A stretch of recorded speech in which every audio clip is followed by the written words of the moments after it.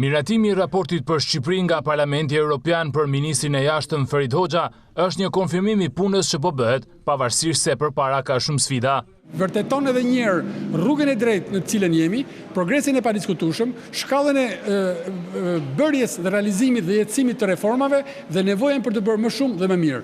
Por çfarë duhet të bëjë klasa politike shqiptare në kuadër të integrimit për në Bashkimin Evropian? Ne duhet të përmirësojmë klimën e diskutimit, duhet të përmirësojmë mënyrën se si dialogojmë njëri me tjetrin, duhet të ulim zhurmën dhe të rrisim përmbajtjen, duhet të ulim konfrontimin dhe të rrisim dakordsinë, sepse në BE antarësohet e gjithë Shqipëria, antarësohet e gjithë klasa politike, antarësohet I gjithë vendi.